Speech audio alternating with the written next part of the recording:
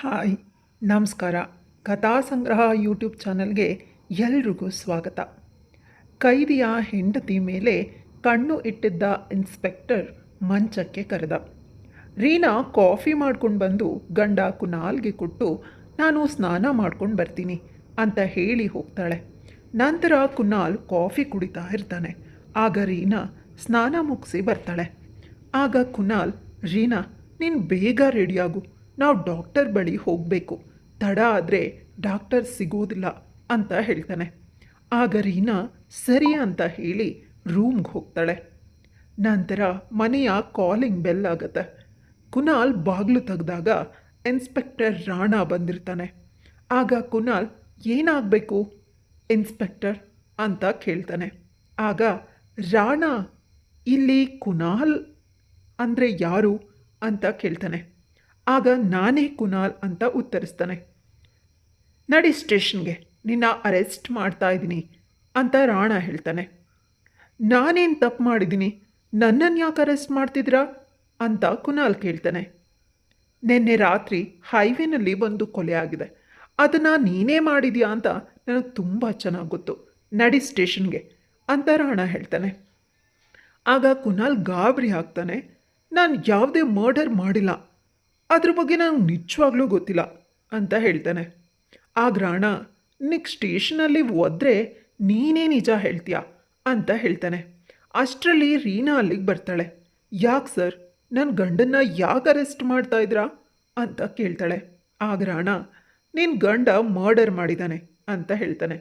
ಆಗ ರೀನಾ, ಸರ್, ಅವ್ರು ತುಂಬ ಒಳ್ಳೆಯವರು, ಅವ್ರು ಯಾವುದೇ ಕೊಲೆ ಮಾಡಿಲ್ಲ, ಅವ್ರ ಆರೋಗ್ಯನೂ ಸರಿ ಇಲ್ಲ, ನಾವು ಈಗ ತಾನೇ ಡಾಕ್ಟರ್ ಬಳಿ ಹೋಗಬೇಕು, ಅವರನ್ನು ಬಿಟ್ಬಿಡಿ ಸರ್ ಅಂತ ಕೇಳ್ಕೊಳ್ತಾಳೆ. ಆದರೂ ಇನ್ಸ್ಪೆಕ್ಟರ್ ರಾಣಾ ಅದನ್ನು ನಂಬೋದಿಲ್ಲ. ಕುನಾಲ್ನ ಅಲ್ಲಿಂದ ಎಳ್ಕೊಂಡು ಹೋಗ್ತಾನೆ. ರೀನಾ ಕಣ್ಣೀರು ಹಾಕ್ತಾ ನಿಂತ್ಕೊಳ್ತಾಳೆ. ನಂತರ ಸ್ಟೇಷನ್ನಲ್ಲಿ ರಾಣಾ ಕುನಾಲ್ಗೆ ಚೆನ್ನಾಗಿ ಹೊಡೆದು ಯಾಕೆ ಕೊಲೆ ಮಾಡಿದ್ಯಾ ಅಂತ ಕೇಳ್ತಾನೆ. ಆಗ ಕುನಾಲ್, ನಿಜವಾಗ್ಲೂ ಯಾವ ಕೊಲೆ ಬಗ್ಗೆನೂ ನನಗೆ ಗೊತ್ತಿಲ್ಲ ಅಂತಾನೆ ಹೇಳ್ತಿರ್ತಾನೆ. ಆಗ ರಾಣಾ, ಮನೆಯಲ್ಲಿ ಸುಂದರವಾದ ಹೆಂಡತಿ ಇದ್ರು ಈ ಕೆಲಸ ಯಾಕೆ ಮಾಡಿದೀಯಾ ಅಂತ ಕೇಳ್ತಾನೆ. ಆಗ ಕುನಾಲ್, ಅಯ್ಯೋ ನಿಮ್ಗೆ ಹೇಗೆ ಹೇಳಿ, ನಾನು ಯಾವುದೇ ಮರ್ಡರ್ ಮಾಡಿಲ್ಲ ಅಂತಾನೆ.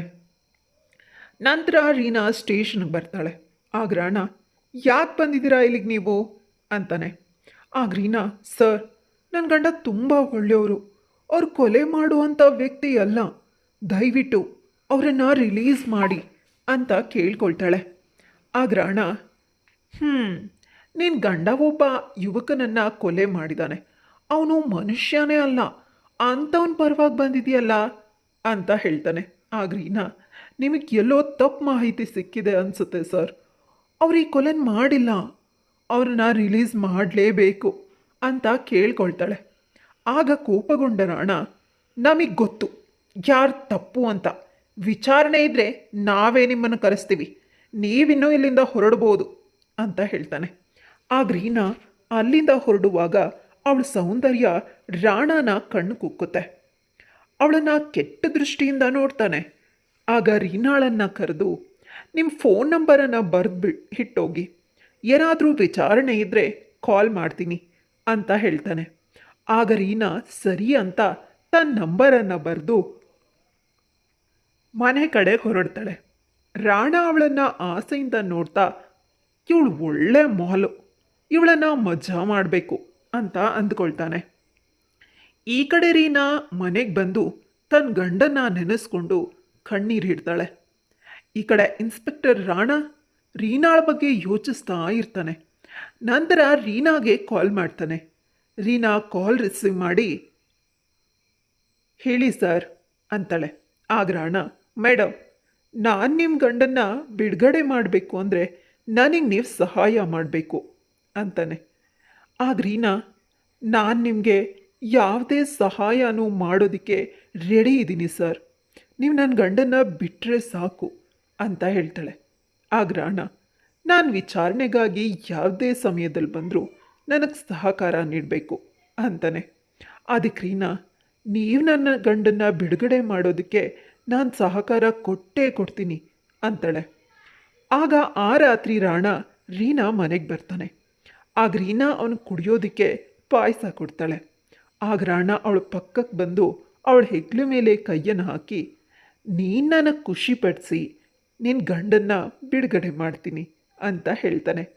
ಆಗ ರೀನಾ, ನನಗಿದೆಲ್ಲ ಇಷ್ಟವಾಗೋದಿಲ್ಲ, ಇನ್ನೊಬ್ಬರ ಜೀವನನ ಹಾಳು ಮಾಡೋದಕ್ಕೆ ನನಗಿಷ್ಟ ಇಲ್ಲ ಅಂತ ಹೇಳ್ತಾಳೆ. ಆಗ ರಾಣ, ಇದರಿಂದ ನನಗೇನೂ ತೊಂದರೆ ಇಲ್ಲ, ನಾನು ನಿನಗೆ ಫಿದಾ ಆಗೋಗ್ಬಿಟ್ಟಿದ್ದೀನಿ, ನೀನು ನನಗೆ ಖುಷಿ ಪಡಿಸಿದ್ರೆ ನಿನ್ನ ಗಂಡ ಈಚೆ ಬರ್ತಾನೆ, ಈ ಡೀಲ್ ನಿನಗೆ ಒಪ್ಗೆ ತಾನೆ ಅಂತ ಕೇಳ್ತಾನೆ. ಆಗ ರೀನಾ, ಡೀಲ್ ಮಾಡಿಕೊಂಡ್ರೆ ಆಮೇಲೆ ತೊಂದರೆ ಅನುಭವಿಸ್ಬೇಕಾಗತ್ತೆ ಸರ್ ಅಂತಾಳೆ. ಅದಕ್ಕೂ ರಾಣ ತಲೆ ಕೆಡಿಸ್ಕೊಳ್ಳೋದಿಲ್ಲ, ನನಗೆ ನೀನು ಬೇಕು ಅಷ್ಟೆ ಅಂತ ಹೇಳಿ ಅವಳ ಜೊತೆ ಸ್ವರ್ಗ ಸುಖ ಕಾಣಿಸ್ತಾನೆ. ಎಲ್ಲ ಮುಗಿದ ಮೇಲೆ ರೀನಾ, ನನ್ನ ಗಂಡನ್ನ ಯಾವಾಗ ರಿಲೀಸ್ ಮಾಡ್ತೀರಾ ಸರ್ ಅಂತ ಕೇಳ್ತಾಳೆ. ಆಗ ರಾಣ, ಇದು ಕೊಲೆ ಕೇಸು, ಹೇಗೆ ಇವನನ್ನು ರಿಲೀಸ್ ಮಾಡೋದು ಅಂತ ಯೋಚಿಸ್ತಾನೆ. ಆಗ ರೀನಾ, ಏನು ಯೋಚನೆ ಮಾಡ್ತಿದ್ರ ಸರ್ ಅಂತ ಕೇಳ್ತಾಳೆ. ಅದಕ್ಕೆ ರಾಣ, ಏನಿಲ್ಲ, ವಿಚಾರಣೆ ಮುಗಿಲಿ, ಆದಷ್ಟು ಬೇಗ ರಿಲೀಸ್ ಮಾಡಿಬಿಡ್ತೀನಿ ಅಂತ ಹೇಳಿ ಅಲ್ಲಿಂದ ಹೊರಡ್ತಾನೆ. ಆಗ ರೀನಾ ಸ್ವಲ್ಪ ಖುಷಿ ಆಗ್ತಾಳೆ. ಮರುದಿನ ರಾಣ ಸ್ಟೇಷನ್ಗೆ ಬರ್ತಾನೆ. ಆಗ ಕಾನ್ಸ್ಟೇಬಲ್ನ ಕರೆದು, ಕುನಾಲ್ ಏನಾದರೂ ಕೊಲೆ ಬಗ್ಗೆ ಬಾಯ್ಬಿಟ್ನಾ ಅಂತ ಕೇಳ್ತಾನೆ. ಆಗ ಆ ಕಾನ್ಸ್ಟೇಬಲ್, ಸರ್, ಮರ್ಡರ್ ಆಗಿದ್ದ ವ್ಯಕ್ತಿ ಬಳಿ ಸಿಕ್ಕ ಪ್ಯಾನ್ ಕಾರ್ಡ್ ಕುನಾಲ್ದಲ್ಲ ಸರ್, ಅದು ಬೇರೊಬ್ಬನ ಪ್ಯಾನ್ ಕಾರ್ಡ್, ನಾವು ಸರಿಯಾಗಿ ತಿಳ್ಕೊಳ್ದೆ ಕುನಾಲ್ನ ಅರೆಸ್ಟ್ ಮಾಡಿಬಿಟ್ಟಿದ್ದೀವಿ ಅಂತ ಹೇಳ್ತಾನೆ. ಆಗ ರಾಣ, ಹಾಗಾದರೆ ಕೊಲೆ ಮಾಡಿದ ಆ ವ್ಯಕ್ತಿ ಯಾರು ಅಂತ ಕೇಳ್ತಾನೆ. ಆಗ ಕಾನ್ಸ್ಟೇಬಲ್, ಸರ್, ಅವನನ್ನು ಸಿಟಿ ಪೊಲೀಸವರು ಆಗಲೇ ಹಿಡಿದು ಬಂಧಿಸ್ಬಿಟ್ಟಿದ್ದಾರೆ ಅಂತಾನೆ. ಆಗ ರಾಣ, ಸರಿ, ಒಳ್ಳೆಯದೇ ಆಯಿತು ಬಿಡು ಅಂತ ತನ್ನ ಮನಸ್ಸಲ್ಲಿ ಅಂದ್ಕೊಳ್ತಾನೆ. ಆಗ ಕಾನ್ಸ್ಟೇಬಲ್, ಸರ್, ಹಾಗಾದರೆ ಕುನಾಲ್ನ ನಾವು ಬಿಡುಗಡೆ ಮಾಡಿಬಿಡೋಣವಾ ಅಂತಾನೆ. ಆಗ ರಾಣ, ಈಗಲೇ ಬೇಡ, ನಾನು ನಿನಗೆ ಹೇಳ್ತೀನಿ ಅಂತ ಹೇಳಿ ಅವನನ್ನು ಅಲ್ಲಿಂದ ಕಳಿಸ್ಬಿಡ್ತಾನೆ. ಇವನನ್ನು ನಾನು ಈಗಲೇ ಬಿಟ್ಬಿಟ್ರೆ ರೀನಾ ಜೊತೆ ಸ್ವರ್ಗ ನೋಡೋದಕ್ಕೆ ಆಗೋದಿಲ್ಲ, ಇನ್ನೊಂದು 15 ದಿನ ಇವಳನ್ನು ಮಜಾ ಮಾಡೋಣ ಅಂತ ಯೋಚಿಸಿ ರಾಣ ರೀನಾಗೆ ಕಾಲ್ ಮಾಡ್ತಾನೆ. ಆಗ ರೀನಾ, ಏನಾಯಿತು ಸರ್ ವಿಚಾರಣೆ ಅಂತ ಕೇಳ್ತಾಳೆ.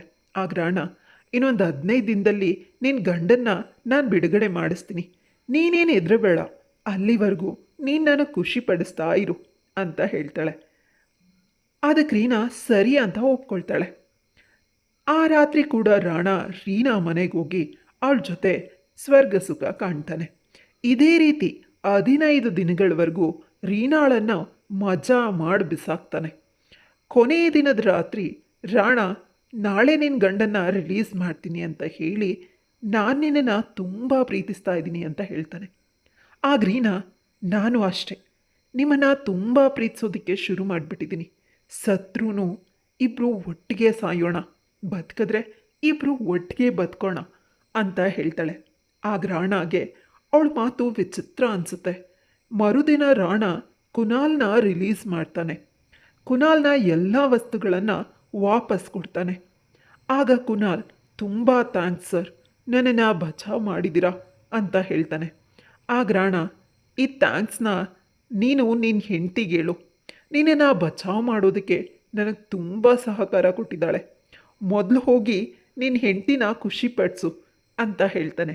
ಆಗ ಕುನಾಲ್ ಅಳ್ತಾ, ಇನ್ನೆಲ್ಲಿ ಖುಷಿ ಸರ್, ನಮ್ಮ ಜೀವನದಲ್ಲಿ ಖುಷಿ ಅನ್ನೋದೇ ಇಲ್ಲದಂತಾಗೋಗಿದೆ ಅಂತ ಹೇಳ್ತಾನೆ. ಆಗ ರಾಣ, ಯಾಕೆ, ಏನಾಯಿತೋ, ಏನು ನಿಮ್ಮ ತೊಂದರೆ ಅಂತ ಕೇಳ್ತಾನೆ. ಆ ಕುನಾಲ್, ನನ್ನ ಆರೋಗ್ಯ ಸರಿ ಇಲ್ಲ, ನಾವಿಬ್ಬರು ಕಾಯಿಲೆ ಮನುಷ್ಯರು ಅಂತಾನೆ. ಆಗ ರಾಣ, ಒಳ್ಳೆ ಡಾಕ್ಟರ್ ಬಳಿ ತೋರಿಸಿ ಇದೆಲ್ಲ ಸರಿ ಹೋಗುತ್ತೆ ಅಂತಾನೆ. ಆಗ ಕುನಾಲ್, ಸರ್, ಈ ಕಾಯಿಲೆಗೆ ಯಾವುದೇ ಔಷಧಿ ಇಲ್ಲ ಸರ್, ನಮ್ಮ ಪ್ರಾಣ ಹೋಗೋವರೆಗೂ ನಾವು ಹೀಗೇ ಇರಬೇಕು ಅಂತಾನೆ. ಆಗ ರಾಣ, ಅದೆಂಥ ಕಾಯಿಲೆ ನಿಮಗೆ ಅಂತ ಕೇಳ್ತಾನೆ. ಆಗ ಕುನಾಲ್, ಸರ್, ನನಗೆ ಏಡ್ಸ್ ಇದೆ ಸರ್, ನಾನೊಬ್ಬ ಏಡ್ಸ್ ಪೇಷಂಟ್ ಅಂತ ಹೇಳ್ತಾನೆ. ಅದನ್ನು ಕೇಳಿಸ್ಕೊಂಡು ರಾಣಾಗೆ ಸಿಡ್ಲು ಬಡ್ದಂತಾಗತ್ತೆ. ಅವನು ಶಾಕ್ ಆಗಿ, ಹಾಗಾದರೆ ನಿನ್ನ ಹೆಂಡತಿಗೆ ಈ ಕಾಯಿಲೆ ಇದೆಯಾ ಅಂತ ಕೇಳ್ತಾನೆ. ಆಗ ಕುನಾಲ್, ಹೌದು ಸರ್, ಅವಳಿಗೆ ನನ್ನಿಂದ ಏಡ್ಸ್ ಬಂದಿದೆ ಅಂತ ಹೇಳಿ ಅಲ್ಲಿಂದ ಹೊರಟೋಗ್ತಾನೆ.